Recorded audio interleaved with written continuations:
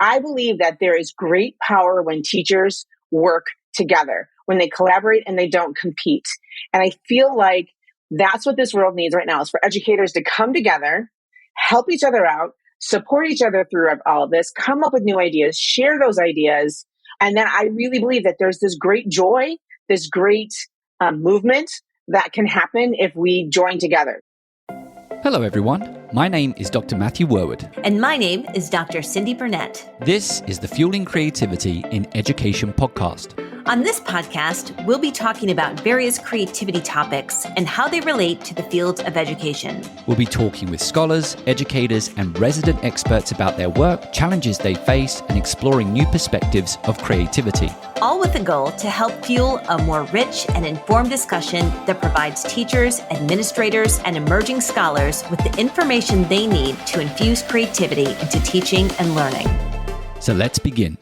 Hello and welcome to our first episode of Season 7 and welcome to another new academic year. Today we welcome to the show Katie Trowbridge. Katie Trowbridge has over 2 decades of experience as a teacher and mentor. She is president and CEO of Curiosity to Create, a nonprofit organization focused on helping educators incorporate creative and critical thinking strategies into their existing curricula and build creative classroom environments. Katie has won several Teacher of Excellence and Outstanding Educator Awards. She has a Master's in Teaching and a Master's in Education Administration and is pursuing her EDD at Northeastern University in Boston. She is also co-founder of the Creative Thinking Network with our co-host, Cindy Burnett. So Katie, welcome to the Fueling Creativity in Education podcast. Thank you for having me. I'm honored to be here. So Katie, we would love to begin by talking about your 23 years of experience as a communication arts teacher in Chicago.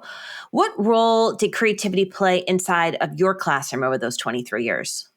I would say that it actually didn't play much of a role until the last 10 years. And maybe that's because, or I should say it wasn't explicitly seen in my classroom except for the last 10 years. I was in marketing and public relations. That's what I did first. I always thought that I would never teach. Everybody said I should be a teacher, and I said, no way. I'm never going to teach. I'm not going to be in a classroom with a bunch of bratty teenagers. And man, were they right, and I was wrong. So I went into teaching, and I loved it, every moment of it. But I noticed around 2010, somewhere around there seemed to be a shift. I was starting to lose engagement. That rapport that I used to have that was so tight in my classroom was starting to wane quite a bit. I noticed that kids were really asking, just give me the right answer. I just want the right answer. And I saw that really changing and really emerging more and more throughout my years. And I thought something has to change. So I started to do some research into thinking, creative thinking, critical thinking, with all the reports like World Forum, as you know, all those things saying that this is what's really needed. So then I started changing my classroom, and we became very much orientated on thinking and asking questions, not me lecturing, but me facilitating. And it changed so much in my teaching. I started to enjoy teaching more. My kids had more fun, I think, in their learning, and they would have more of these moments of, wait, we just learned something. And it really, I saw a huge change. And so then I started incorporating it even more. I started training other people on how to do this. And it's just been a blast. And then to continue with that story, so at some point you transitioned out of the classroom and do you continue to utilize that experience as you work training other teachers? I do. I will tell you the transition was really tough, Matt.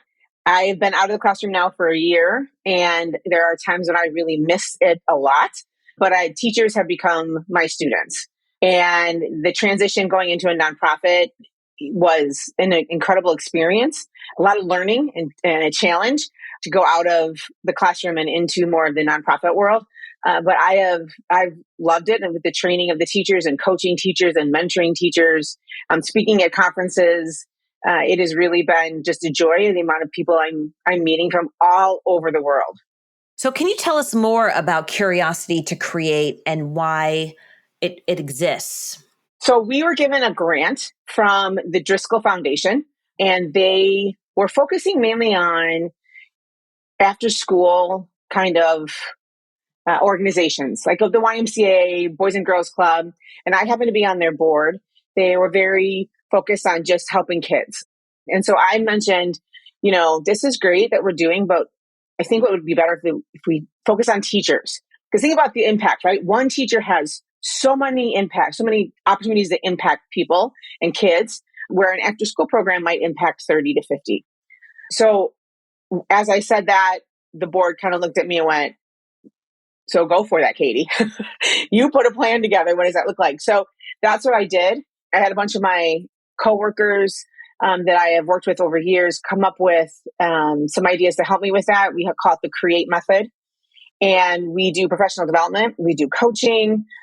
We have now expanded even more to the Creative Thinking Network. As you know, Cindy, our main goal is just to help teachers take what they're already doing so that it's not, here's what I hated as a teacher. And again, beginning of the school year, right? We're at the beginning of the school year. Principal stands up there and says, we have a new initiative. And all of us are thinking, wait a minute, we didn't finish the last initiative. And now you're throwing something else at us. And that was always a difficult time as teachers try to shift their way of doing things. So what we really, when I talked to my teacher, my coworkers, and they really said, look, what's important is that we work within the confines. As you know, teachers have so many confines now, right? They have scripts that they're given, what they can teach, what they can't teach. So our main goal is to help teachers do what they're doing, but adding creative thinking and critical thinking into it. So it's not a drop-in program, but it's a way for teachers to think, okay, wait, here's my lesson. How can I use this lesson to make sure my kids are thinking creatively, to make sure my kids are thinking critically, to make my classroom much more of a thinking classroom than just a doing classroom? And I want to do a follow-up to that, because I think you have referenced in pretty much every single one of your answers, you've identified creative thinking, but then you've also referenced critical thinking. So let's talk a little bit more about that. I want to kind of separate the two. We've done a whole bunch of discussions, you could argue most of our episodes, center around the concept of creative thinking, or rather at least we prioritize those words. Could you talk a little bit about what you mean by critical thinking and why you see critical thinking as being as valuable as creative thinking? Absolutely. One of the ways that I try to look at it is it's the same coin, just different sides, right? So you have creative thinking, you have this, divergent, let's be creative, let's look at all the wild impossibilities. But then I think it's just as important to also then think, okay, this is why I believe this. So as you converge, that question that I ask in my classroom, and a lot of times I would start with what did you think? Why did you think that way? But it is a complementary skill to have, so that you have this creative thinking, but you also have critical thinking. So it's I have all these ideas, but here's why I think this is a really good idea. Here's the research that shows that. Here's the process that I've gone through, so that there is this, I know what I know, and here's why I know what I know. Instead of, well, maybe this is a good idea. Well, maybe that's a good idea. We've got to get kids to also think, here's why this idea is a good idea. Here's why I believe what I believe. And I love that. And I think, I think back to the 4P model by Mel Rhodes. What's the date, Cindy? 1961. And, we're looking at, press, person, process, and product. And, just listening to that response, my immediate thought is, okay, quite often when we talk about creativity, we might be talking about a creative product, a creative outcome. But there is a process to which that outcome comes into being. And within that process, it's just not always about thinking creatively. It's also about thinking critically and a whole bunch of other things, as we know, that goes into contributing the outcome that we see at the end of that journey. And I think, even with things like design thinking, but even whatever lesson you're doing, I think this is why education, to a certain extent, this is why I value the liberal arts and science education as well, is it teaches us, or at least it provides us with the information, or at least provides us with the opportunity to generate the knowledge we need in order for us to think critically. And, you was talking about this kind of transition that you noticed after working in the classroom for 10 years, and you started to feel like students were saying, give me the answer, give me the answer, give me the answer. It's not just when they're asking that, it's not just a case of they're not engaging creative thinking. You're right. They're not engaging critical thinking either. It is why, I'm going to go off on a tangent here. I totally apologize. But it is why we can have a video on YouTube, okay, of a plane landing on one wing. Okay, this was about 6-7 years ago, but I used to play this YouTube video. You can do a Google, plane lands on one wing, and the plane flies off and the wing falls off. And everyone's screaming, oh no, oh no, oh no. It's a brilliant video, but then the plane comes down and lands on one wing. And everyone's like, wow, I'd play it in front of the classroom. Everyone's like, wow, this is amazing, this is amazing. And I'm like, okay, everyone just hit the pause button. I want you to just reflect on what we've just seen. We just saw a plane land on one wing. And, I want everyone to use the words, a plane landed on one wing. And then eventually someone will say, is that real? And I'm like, I don't know. You tell me, you're digital media and design students, right? You know After Effects. You know how to conduct special effects. Is it possible that this video is not real? And sure enough, after a while, they start saying, yeah, let's go and Google it. And if you Google it, right, and you say, how was it made? Then they show you how they went and made this fake video. And the reason why I bring that up is critical thinking in today's world is so important. And it's not just about it being in the classroom.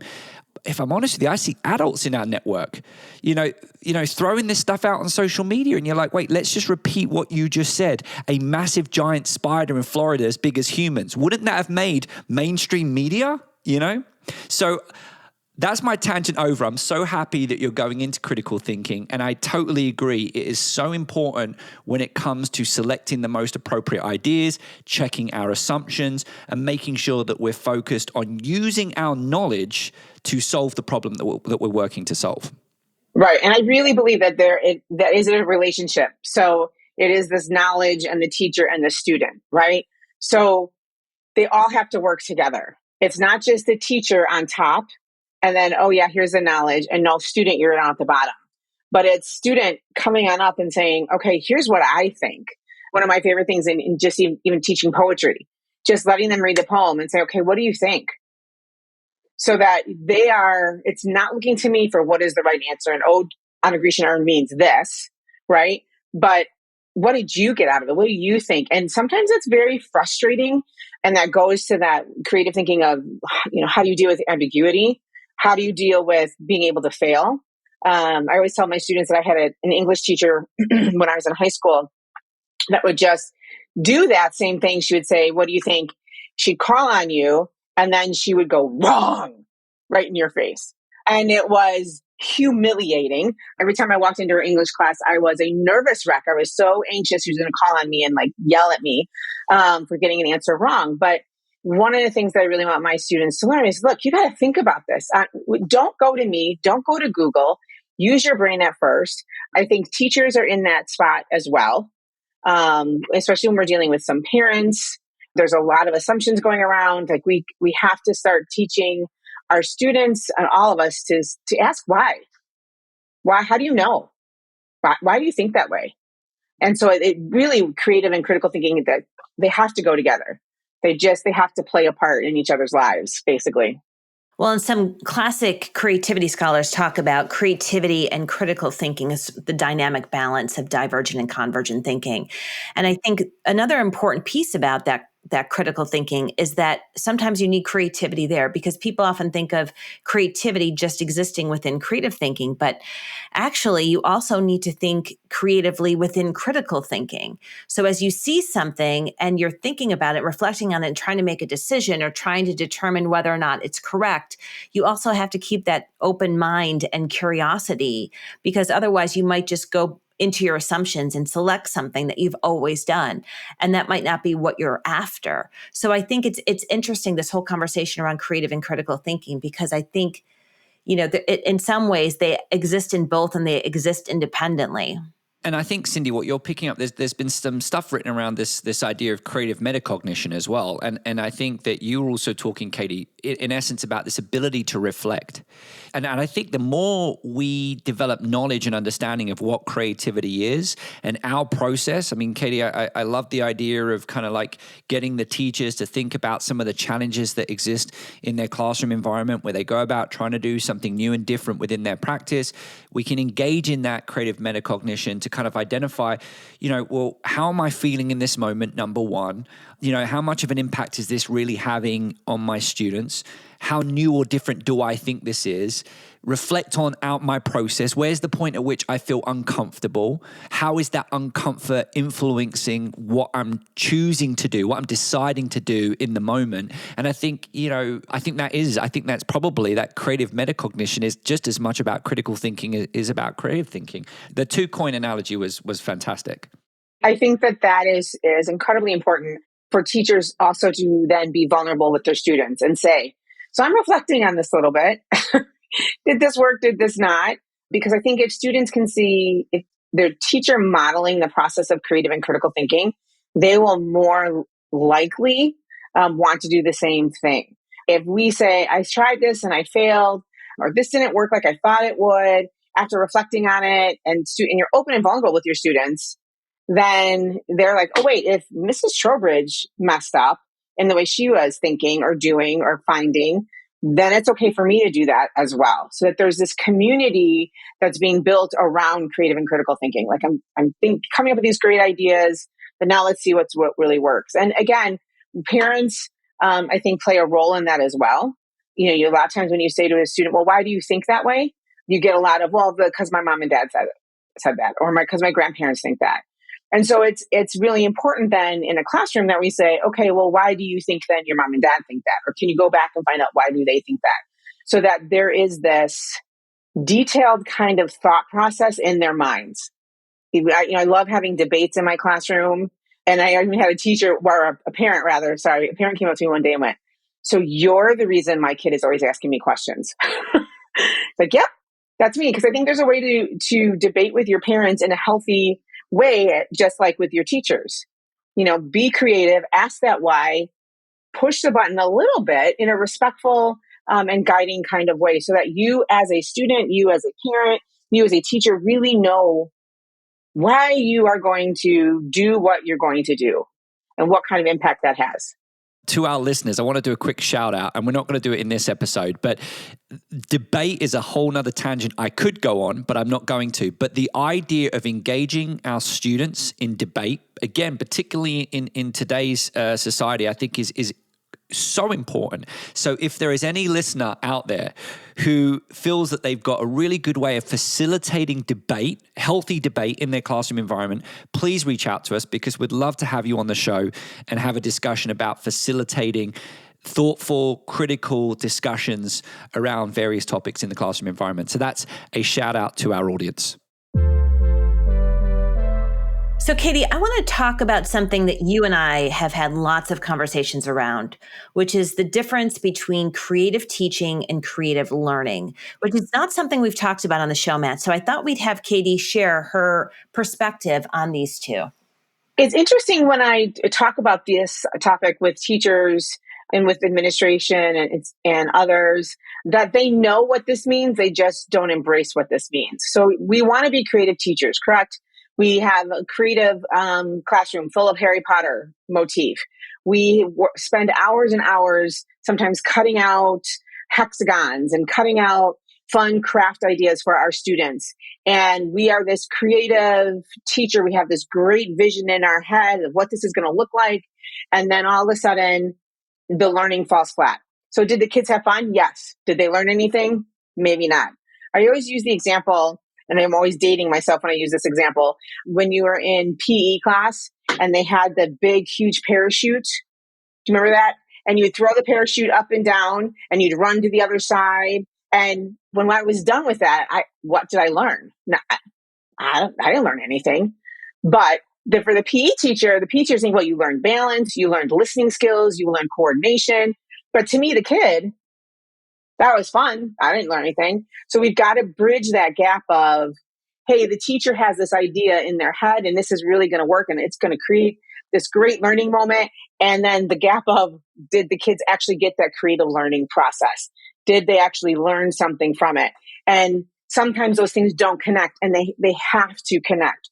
So a creative teacher is much more teacher-led. It's my ideas. I'm coming up with the content. I'm the one taking the risks. I'm the one who's being open-minded, and it has to shift over to creative learning so that the kids are creating some of the content. The kids are the one taking the risks. The kids are the one asking the questions. They're formatting the questions, not the teacher. think about a Socratic seminar, which I love Socratic seminars. There's one way of thinking of where I create all the questions for the Socratic seminar. But then there's the other way of thinking of let the kids come up with questions for the Socratic seminar instead of me doing all the work. So that there has to be this mix. There's like this sweet spot where I'm doing some creative teaching, but man, my kids are really doing some creative learning. Instead of it all just being a one-man kind of, I'm super creative as a teacher, but my kids walk out and you say, hey, what'd you learn today? I don't know. We had fun. So there's got to be this balance between the two of them. And it's interesting when I talk to teachers about that, there's definitely an aha moment. Another example is one of the creative ways I used to teach some literature was I'd have them come up with like instant messaging between the two characters. Or I might have them create a Facebook page for Holden Caulfield. And a lot of times I would think, this is so creative. Look at these great Facebook pages. But where is the then learning process, right? They could have just Googled anything about Holden Caulfield and put that on the Facebook page. But taking a look at then, okay, now let's put everybody's Facebook page up on the wall, walk around. What do you think? What did this work? Did this not work? Why did this person use, the red hunting hat and this here, and this one used Phoebe, the sister. So then there's not this, I made this creative thing, but there's this thinking around it, right? What worked, what didn't? Oh, that person used that. And then going back to their desks and reflecting. I missed this, I missed that, or this was really good, so that there is this learning process happening around the creative. Well, it almost feels like the creative metacognition that Matt was talking about earlier. Right. I mean, I love this, and Katie, correct me if I'm wrong, but just my immediate response to this is that this also can be a process that might take a couple of years. You might go and throw the parachute up to test out this idea that you have, and it might be it ticks the box of, oh, okay, students increased engagement, and oh, okay, they had fun. Oh, you know what? The parachute was only $4.99 to get, from Amazon, and the activity itself took 20 minutes. So now you've got this idea, you can do it, but then you might need to go and identify the learning objectives. What's the learning that's taking place? And it might be that you start focused on that in the next iteration, which might be, next semester or next year. But it sounds to me, though, if you get to a point where you say, you know what, I can't actually identify an area where this is having a benefit to my students from a learning perspective, you might need to be ready to abandon it, even though you absolutely love it. However, it might be that you just a little bit of subtle tweaking, and before you know it, you're introducing some aerodynamics or some physics, I don't know, but there's probably some physics you could introduce into that, right? Right. And I think that's key. That's where the teacher failing and being, I tried this and it didn't work, and reflecting back is so incredibly important for the students to see. And as a teacher, I was changing things every year because and I kept notes. This did not work, or this is what I need to do. And so I had a whole notebook of just things that I kept so that next year I would be able to go back and say, oh, I need to do this or that. So absolutely. I think it's definitely a process. I mean, again, it's not like there's a switch and, now I'm a creative teacher and my kids are creative learning. That doesn't exist. It's an entire, like you mentioned before, an entire process that can take years, but it can be also exhilarating to do that. I also think it's a matter of putting things into context. So it is that one step, just that one additional step of saying, here's what we did. What did you notice? How did it work for you? Why does this matter? A lot of times when I speak with teachers, they say, I just don't think they're making those connections. But sometimes you have to go into that deep debrief to really show those connections. Because it's funny that you bring up the parachute, Katie, because honestly, I think back to my early elementary school days, and that's the one thing I remember is hiding underneath that parachute. Now, I don't know why we did it. I do remember it was part of PE, but if they had made a connection to, how we connect with one another, then it shows actually that those creative teaching moments really help amplify the stickability of what happens inside the classroom. Well, and I also will tell teachers, just be explicit with it. So we just did this fun parachute activity, but here's what you learned. You might not realize it, but here's what you learned. You learned, and I think just even saying to our students, I'm going to tell you what we were going to accomplish today. And it goes back to targets and objectives and everything that we have in our classrooms. But it's one thing that we are teacher lingo of here's our targets and our objectives. And another thing of being kid lingo of dude, look at what you just learned. I think that also helps with that building a rapport in your classroom so that kids are willing to try something different as long as they know, yeah, I'm going to learn something. What's popping into my mind a little bit is I also have got so fond memories of that parachute activity, and it was so fun you brought it up because actually I bought a parachute about 6 months ago for my boys, but we didn't have enough people to make it work. But I think what you're highlighting as well is the importance of the teacher in these moments, because I remember us kind of like throwing it up in the air, as you said, Cindy, then you go under it, and I do remember being curious on how it stays up. I think it might be that one of the reasons why we remember it is, I don't know if there's that many times where you actually, it's magical, right? Like you're throwing this thing up in the air, it stays up in the air, it floats beautifully and delicately. There's so many things to observe. But what we don't have, or at least I would say the majority of us who experience this activity don't have, is a teacher who's making the connections to what could be learned in this moment. And I think that's what you're highlighting. And I think it's the importance of the teacher. We have to connect the dots to the learning. Otherwise, sometimes it just becomes a fun thing, but we don't go away and learn. Well, I think that that's really key in today's society, especially, Matt, because teachers are so burnt out, as we know, right? And just thinking of asking the students, what did you learn? What are you curious about? I love when you said that. It's like if the teacher stopped and said, what are you curious about? Using this parachute, what did you think? It makes us, the teacher, more of a facilitator than it does this person who is just kind of putting all the information out there and hoping something will stick. And I think that would also help teachers stress, teachers' ability to be more creative, teachers' ability to bring joy back in their classroom. Because you know what? You tell me, students, which direction should we go? What are you curious about? What do you want to do next? And I think that helps again with that creative, critical thinking, but also that trying to bring that joy back in the classroom again. So teachers love what they're doing. Love it. Well, Katie, you know, because you've listened to most of our episodes of the podcast, that we end every episode with 3 tips that you would give to educators to help them bring creativity into the classroom. Absolutely. That's my favorite part of every episode. So here are my 3 things. I think number 1 would be to allow yourself time to reflect and make mistakes, that take risks. I know a lot of teachers can be fearful of that. And there's, if they have and rightfully so, they have an observation and they do a big dog and pony show for their administrator. But there's a part where we have to inside take some risks and then be open and vulnerable to the failure. Trying something new in their classroom, I think, is a great way to also bring back some fun in the classroom for yourself and experiencing something else. Number 2, I would say, be curious yourself.